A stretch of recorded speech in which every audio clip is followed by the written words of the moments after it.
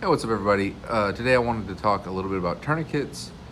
I've become a very big believer here within the last couple of years over not just being prepared with, you know, the ability to respond to violence, to some sort of attack through firearm, knife, martial arts, and whatever. But I've become a really big believer in being ready to respond to medical situations as well. And I have a med kit that I brought in. I'll go over it in a later video, but I wanted to go over tourniquets. I was first taught tourniquets when I was in the Scouts back when I was a youth, and they were improvised tourniquets. And what they learned from the Boston Marathon bombing was that improvised tourniquets, most of them, almost all of them, that were improvised tourniquets failed. So they aren't really the best thing to do. You really should have something that you bought for a tourniquet.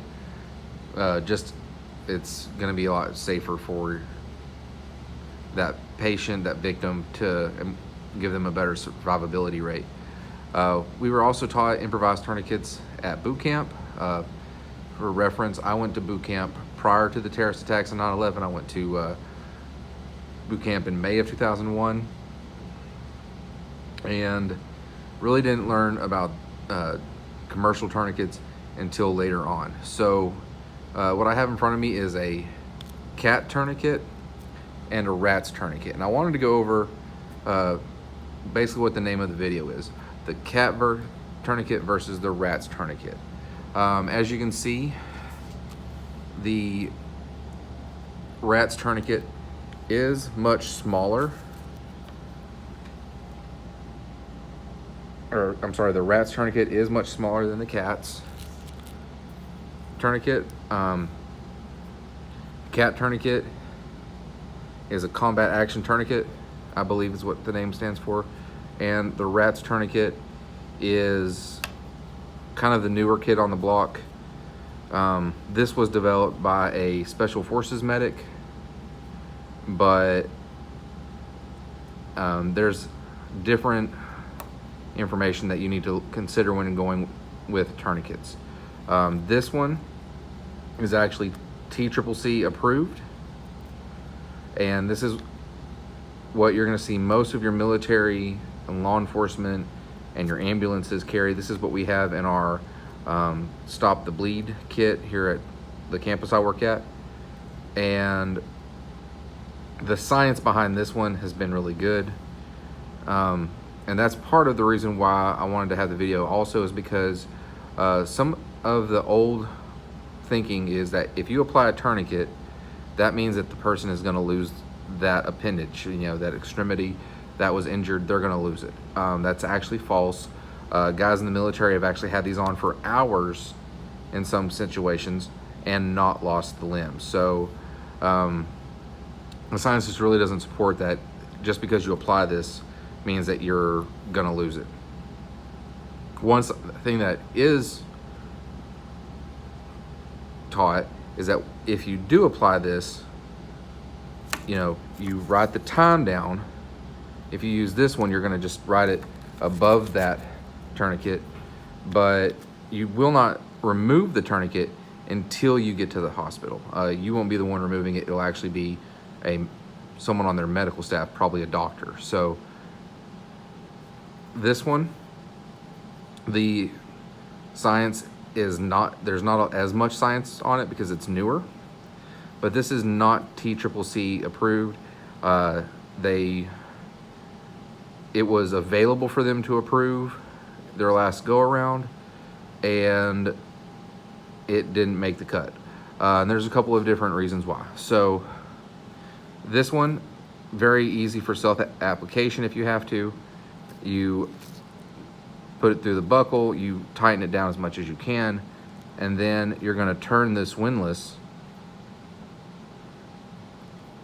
cover it with the rest of the strap, Velcro it, throw the time over it, write the time down.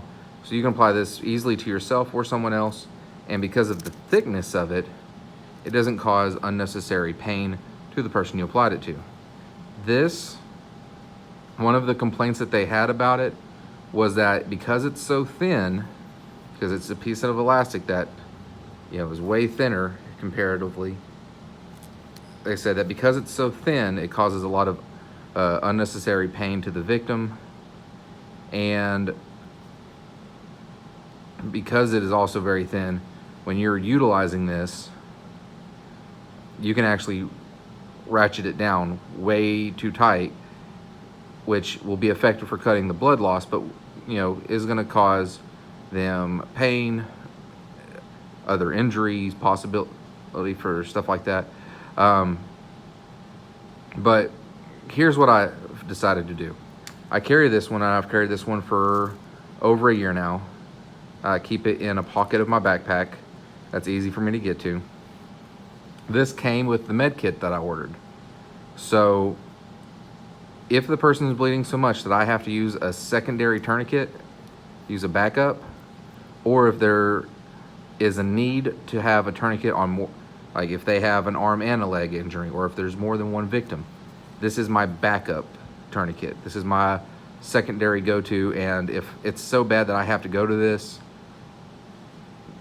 it's still gonna save their life, and rather risk the injury or extra pain or whatever the science says that this does and be alive than me not apply it and then be dead.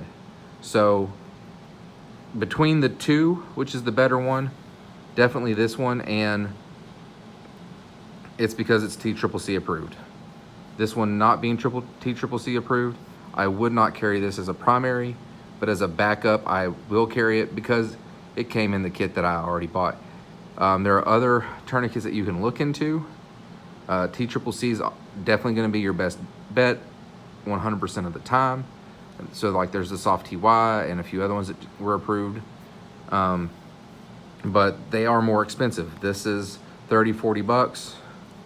The other ones that I saw were 30, 40 bucks. This is like 12 to $15, I think.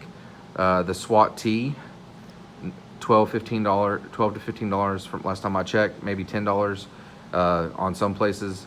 So the backup tourniquet is gonna be cheaper, but I'm gonna want something that's approved as my primary. And if you can afford it, it would be better to have multiple of these and none of these than to have a bunch of these and one or none of these. So in my opinion, the cat beats the rat. That's all I have on tourniquets. You'll see these when I go over the medical that I carry with me every day, which will be in a later video. But appreciate y'all tuning in, like, subscribe, and share, and we'll talk to you next time on Van on the Loose.